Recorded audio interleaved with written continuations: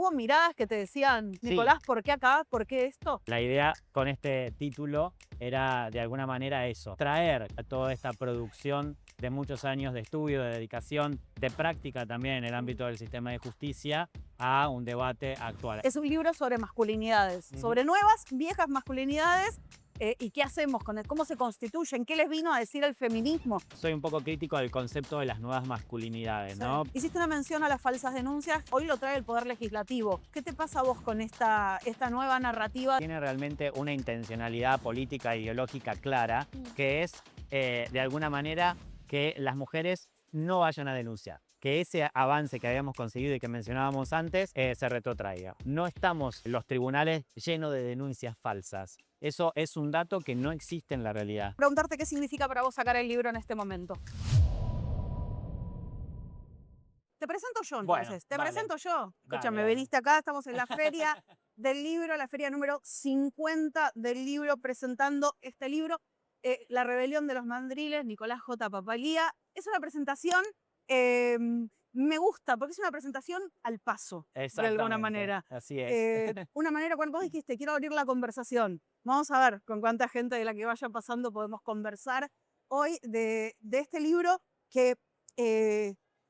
te la super jugaste con el título. Yo quiero arrancar por acá porque es lo que vende un libro, es el título y es la tapa, y tiene un título y una tapa súper jugados que habla de mucha actualidad, que no es tan común a veces cuando son ensayos que vienen digamos, de larga data. Vos llevas mucho tiempo investigando este tema, de pronto sale ahora y pusiste un título de coyuntura. Así es, sí. Bueno, claramente es exactamente lo que vos estás mencionando, ¿no? Es un libro que de alguna manera resume muchos años de trabajo, pero que lo que busca de alguna manera es insertar toda esa experiencia, todo ese trabajo en la actualidad, ¿no? En lo que está pasando hoy, que precisamente además tiene mucho que ver, ¿no? Con el tema de la violencia, cómo se conectan las violencias con los modelos de masculinidad, ¿no? Entonces, la idea con este título era de alguna manera eso, ¿no?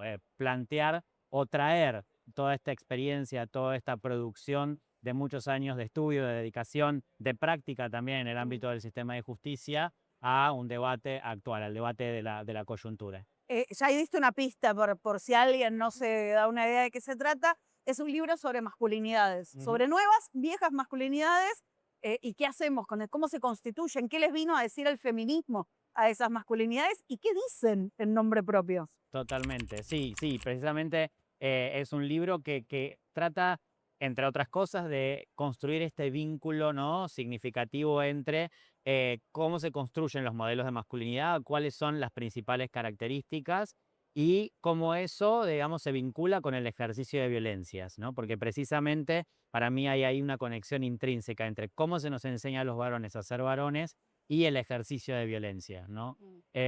Y también pensar en este sentido las masculinidades o la construcción de estos modelos de masculinidad como un continuo, ¿no? Claro. No como compartimentos estancos que pueden ser reemplazados. Por eso yo soy un poco crítico del concepto de las nuevas masculinidades, Sí. ¿no? Para mí es más bien como esto, como un continuo, como algo que está en constante movimiento. Porque muchas veces cuando planteamos el tema de las nuevas versus las viejas, parece que todo avance es positivo y claramente vemos en la actualidad de que no lo es tanto, ¿no? Entonces, bueno, es esto, es pensar un poco cómo se van construyendo esos modelos de masculinidad, cuáles son esas pautas que se asocian, esas pautas hegemónicas que se asocian y cómo eso incide, ¿no? En la generación de violencia, en la construcción de los vínculos. A mí una de las cosas que me parecieron muy interesantes es que muchas veces cuando uno lee ensayo, dice, bueno, esto es lo que se piensa desde la academia, ¿no? Esto es lo que se está pensando. Quiero ver cuál es el título que se suicidó. Que se suicidó. Mira, pornosonetos. Dice un montón que el que se tiró es Mayrali pornosonetos, mientras tanto. Em, quiero decir, me parece que muchas veces cuando se trabaja ensayo, vos decís, bueno, esto es lo que está pensando la academia, ¿no? Esto es lo que se está pensando desde determinado lugar. Para vos es una cruza muy particular, porque vos por un lado academia sos, tenés un montón de títulos que debería decir, porque para algo los estudiaste todos, pero vos además estás absolutamente en la praxis, Ujú. porque vos durante mucho de esto lo fuiste pensando estando en el sistema judicial. Exacto. ¿Dónde exactamente estás ubicado vos? ¿Cómo es tu intersección entre academia y laburo judicial como abogado? Bueno, ese también es un punto crucial para mí, Recuerdo una charla con Diana Mafía cuando yo arranqué mis estudios de posgrado, en donde discutíamos, ¿no?, el para qué, ¿no? ¿Para qué uno desarrolla un título de posgrado? Y muchas veces cuando uno está inserto en la carrera judicial, el objetivo es que te sume puntos para un concurso. Y yo le decía que mi intención no era esa, entonces ella me dice, bueno, tu intención me parece que va por el lugar de la incidencia, es decir, Claro. de producir, digamos, contenido, conocimiento, para que eso pueda ser traspolado y tener una incidencia en términos de la práctica judicial, es decir, que pueda mejorar esa práctica judicial.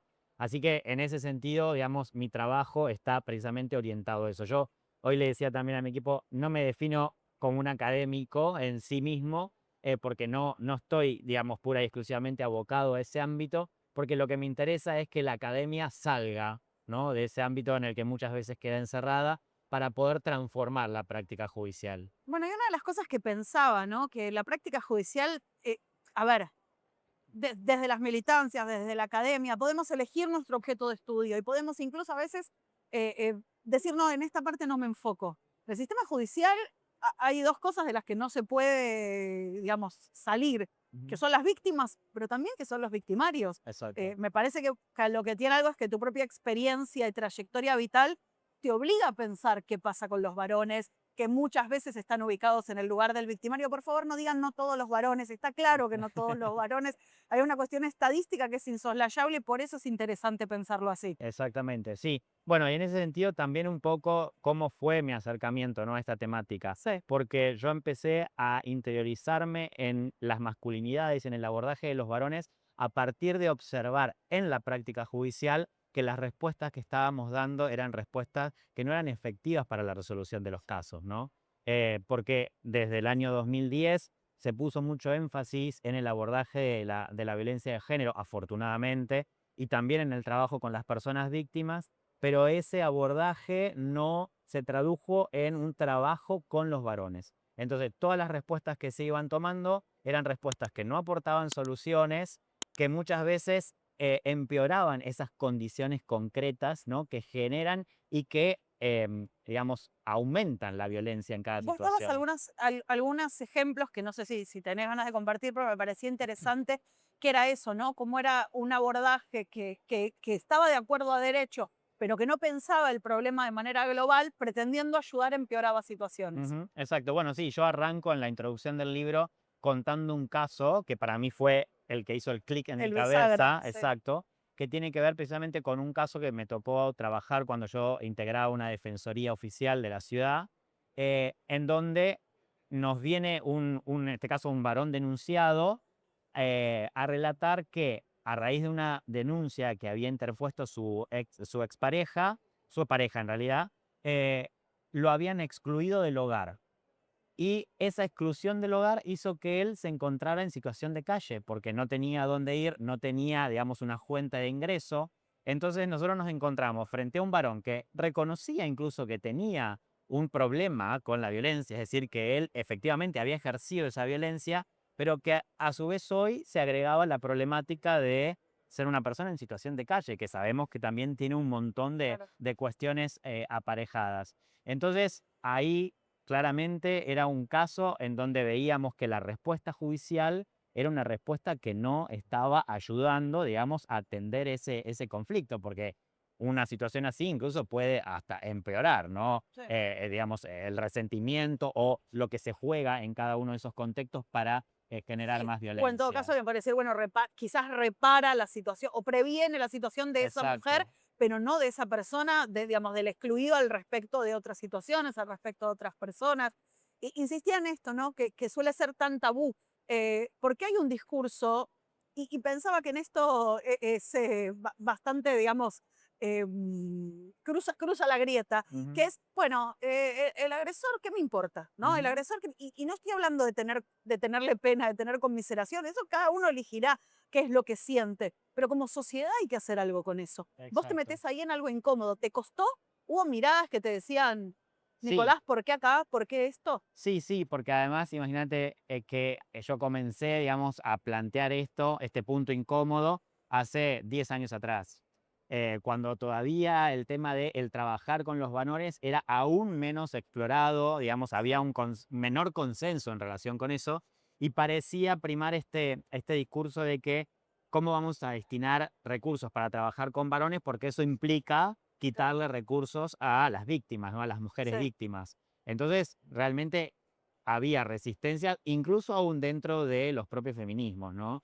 No, me imagino sobre todo resistencias Exacto, dentro de los exacto. feminismos. Por supuesto que los recursos, lamentablemente, para el abordaje de esta temática siempre son más que escasos, Sí. porque si bien es una temática que en algún momento fue una temática políticamente correcta, digo yo, los recursos nunca fueron lo suficientes para poder trabajar, pero aún así estaba, ¿no?, esta visión de que si dedicamos recursos para los varones, se lo estamos restando a la víctima, cuando es al revés. O sea, cuando trabajar con los varones, em, transformar de alguna manera ese vínculo entre los varones y la violencia, redunda también en un beneficio para las mujeres víctimas. No, pensaba además que hay algo que, obviamente, cuando se está en crisis económica, y eso es como una constante, ¿no? Ujú. Ahora estamos en crisis, antes también estábamos en crisis. Hay como una cosa de, bueno, siempre se termina trabajando en esto, en el último eslabón, que es el de la víctima, Ujú. y si queremos dejar de trabajar en instancia de víctima, seguramente tiene que haber trabajo en instancias previas, ¿no? En Exacto. instancias de prevención, que es tan difícil, que es tan, porque no se ve, porque Ujú. el resultado no es digamos, no garpa inmediatamente, ni Claro. electoralmente, ni es medible, ni es tan sencillo, Exacto. es más complejo. Me quedaba pensando, vos elegiste poner un título coyuntural, Sí. ¿no?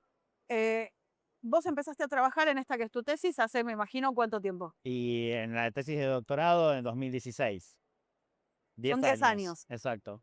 Pienso la cantidad de cosas que pasaron desde 2016 hasta ahora, ¿no? Todos Ujú. los climas políticos que le tocó atravesar a esta temática.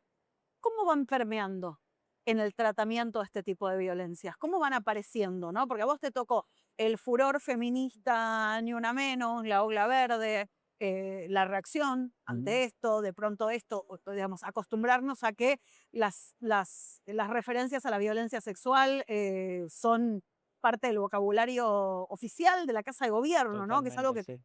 nos parecía imposible. ¿Cómo se traduce eso en quienes trabajan estos temas? En la práctica Sí, del sistema. Claramente los discursos públicos y sobre todo discursos tan potentes, ¿no? Que son los que se ejercen desde el poder, que en este caso del actual gobierno, tienen una incidencia directa en la práctica. No digo que sean profundamente determinantes de la práctica, porque obviamente que se nutre de muchas otras cosas, pero sí que inciden mucho. Lo que yo te decía, en un momento dado, la cuestión de la violencia de género se instaló como una cuestión políticamente correcta. Entonces, en muchas instituciones, incluidas las del sistema de justicia penal, estaba bien trabajar eso, estaba bien impulsar correcto. ese abordaje, aunque eso no garantizaba un abordaje integral de la problemática. Pero sí se promovieron políticas, se promovieron instancias de capacitación, de formación, y de alguna manera conseguimos un montón de cosas. Hoy lo escuchaba a raíz del debate de las falsas denuncias, esta cuestión de que eh, hemos podido por lo menos lograr que las mujeres accedan al sistema a denunciar. Después, el trabajo, ahí podemos criticar, pero sí eso me parece un avance muy significativo de todo lo que tiene que ver con un proceso social en el cual el feminismo logró instalar este tema como un debate de agenda pública.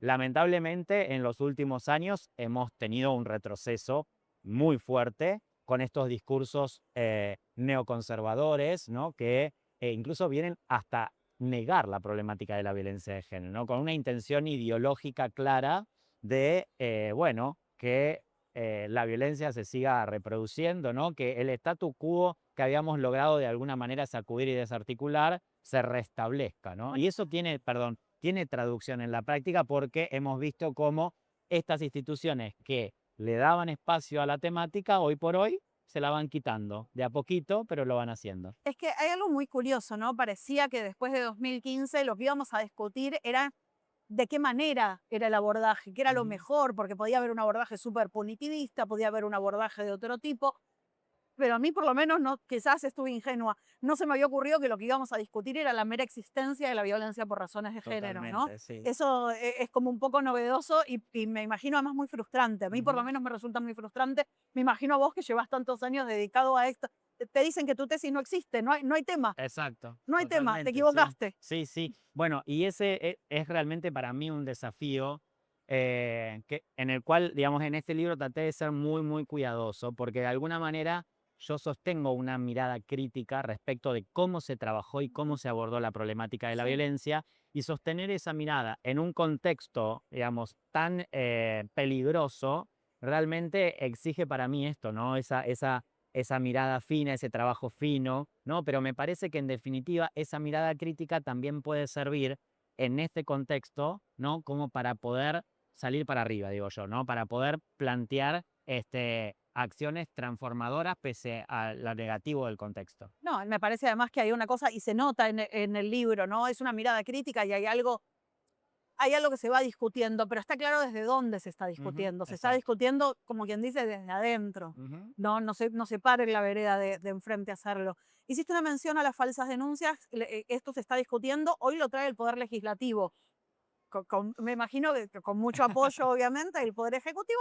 Y me imagino que va a haber en el Poder Judicial algunas personas. Me cuesta pensarlo porque yo no soy abogada, así que me dirás, me cuesta pensar que haya gente en el Poder Judicial contenta porque es rara la ley, tiene algunas cosas jurídicamente que yo no termino de entender, pero Ujú. seguro que ideológicamente hay Exacto. algunas personas que acompañan. Sí.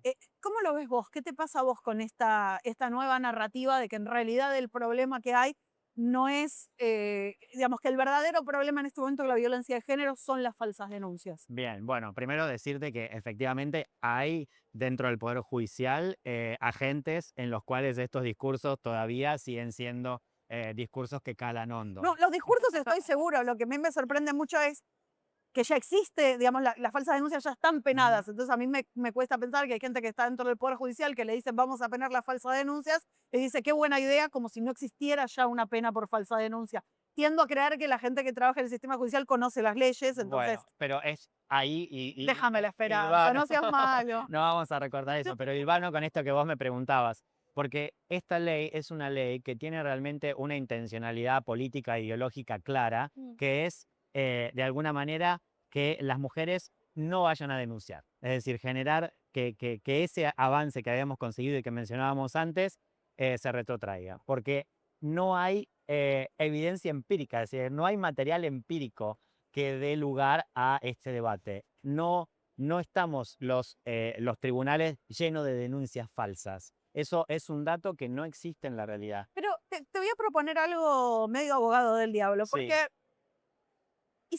¿y si sí hay una denuncia falsa? ¿Qué hace el sistema judicial con una denuncia falsa? Bueno, ese es el segundo Por punto. más chiquito que sea en porcentaje, como sea, Ujú. ¿qué se hace? Ese es el segundo argumento, digamos. En primer lugar, yo menciono lo primero porque digo, cuando uno tiene que, desde el Estado, destinar recursos, uno debiera destinarlos a lo que efectivamente está Sí, sí, sí. generando complejidad, ¿no? Que no son las denuncias. Pero aún así, uno podría decir, como vos planteás, bueno, una denuncia falsa genera una situación de injusticia, Sí, ¿no? sí, para Entonces, esa persona es su vida, es un montón. exacto. Ahora, el punto debería ser que el sistema de justicia dé la respuesta que tiene que dar, es decir, la respuesta adecuada, no penalizar o Claro. aumentar la pena de la persona que va a denunciar. Porque si hay algo entonces que está fallando allí, es el sistema judicial que no puede, de alguna manera, descifrar, digamos, que esa denuncia efectivamente no es una Claro. denuncia verdadera, ¿no? O sea, Se me ocurre, vos seguro tenés más cierto, a mí se me ocurre, si hubiese más capacidad para procesar más rápido, total. para que no haya una persona 2 años en prisión preventiva con un proceso judicial Ujú. abierto, que las cámaras GESE lo ocurran antes, digo, se me empiezan a ocurrir un montón de cosas que Sí. podrían mejorar la situación, de manera que si una persona es víctima de una falsa denuncia pueda salir de esa situación antes. Totalmente, la intervención interdisciplinaria con equipos de psicólogos, trabajadores sociales capacitados, formados en perspectiva de género. Hoy eso no lo tenemos, no en todos los casos, por supuesto, pero en la generalidad, digamos, hay intervenciones de equipos que no tienen perspectiva Pero de género. vos te das cuenta que el relato detrás de esta Ujú. ley, el retrato de la época, es el contrario. El relato de la época es que la justicia se volvió completamente verde y violeta y que Exacto. cualquier mujer que entra se le cree y se le da cualquier cosa que Ujú. pida. Sí, Digo, pero ¿esa es la realidad? los datos empíricos muestran que eso no es así. Obviamente no funciona del todo bien como debería, porque lo que yo sostengo en la investigación es que muchas veces las medidas se aplican de manera automática, ¿no? O sea, sin un análisis profundo ¿no? Sino un análisis particularizado de cada caso. Y esto se ve muy bien reflejado en lo que tiene que ver, por ejemplo, en la justicia de familia con las medidas cautelares, ¿no? Las famosas medidas de protección, que son medidas que muchas veces se interponen frente a la propia interposición de la demanda, es decir, la persona víctima va a denuncia y entonces se adoptan medidas de protección como por ejemplo la exclusión del hogar, la prohibición de acercamiento, etcétera. Pero eso, que está bien en un primer momento porque así además lo establece la ley, luego no se profundiza, no se analiza, no hay recursos del sistema de justicia Claro. puestos para poder analizar esa situación del caso concreto. Entonces, eso puede dar a que una medida que en realidad debiera durar mucho menos tiempo se extienda, generando consecuencias negativas para todas las personas. Claro, pensaba eso, ¿no? Además empiezan a aparecer todas estas cosas que son, que no deberían pasar dentro del sistema judicial, pero que son estas reacciones medio espasmódicas que tienen que ver con la época, ¿no? Exacto. Yo te preguntaba cómo permea la época y yo pensaba, cada vez que hay algún caso en el que ocurre algo, en el que sale mal y además de salir mal se vuelve muy mediático, se vuelve muy público, empieza a haber una mirada a la que muchas veces el sistema judicial no está acostumbrado, ¿no? Ujú. Y eso genera una reacción, tienen Sí, como una cosa medio preventiva. totalmente. Bueno, yo Preventiva no sí, en el sentido de las víctimas, sino preventiva de sí de mismos, sí quiero mismos. decir. Yo lo destaco también porque uno de mis trabajos fue analizar las representaciones que circulan entre los y las agentes del sistema de justicia Sí, en torno a esta problemática. Y en las entrevistas que llevé a cabo, muchos funcionarios y magistrados y magistradas destacaban esto, ¿no? La presión que sienten de los medios, ¿no? De la sociedad que le exige, le reclama al sistema de justicia que dé respuestas. Pero ahí me parece que hay una trampa, porque yo siempre digo, el sistema de justicia viene a intervenir cuando el hecho ya ocurrió, cuando la violencia ya se produjo. Entonces, también hay una desresponsabilización de la sociedad, del Estado, de exigir al sistema de justicia cosas que el sistema de justicia por sí mismo no lo puede hacer. antes de que tenemos gente alrededor, yo no sé si te Sí. van a querer, si se van a acercar o si van a esperar a que Si se van a terminemos, o sea animar, que por pueden las dudas, animarse, sí. no, yo quiero preguntarte qué significa para vos sacar el libro en este momento. Es un trabajo de 10 años, Ujú. ¿no? En este momento político, en este momento también tuyo, ¿no? Es terminar un laburo de 10 años.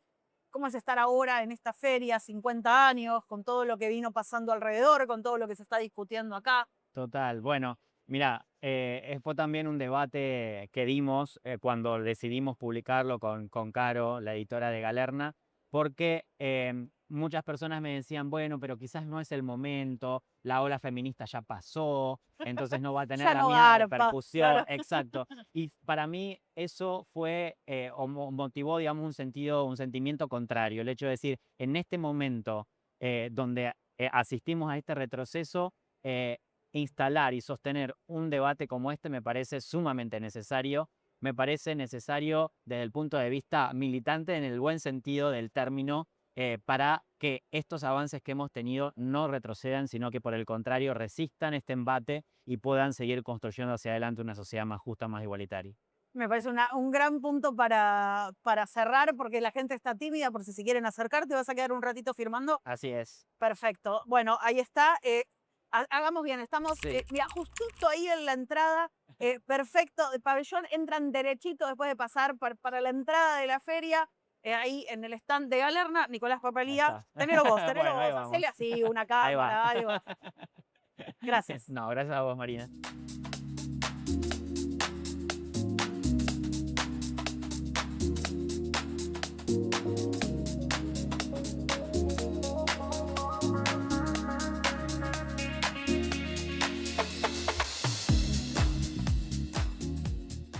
Bueno, cerramos acá la presentación de La Rebelión de los Mandriles en la Feria del Libro, en el stand Galerna.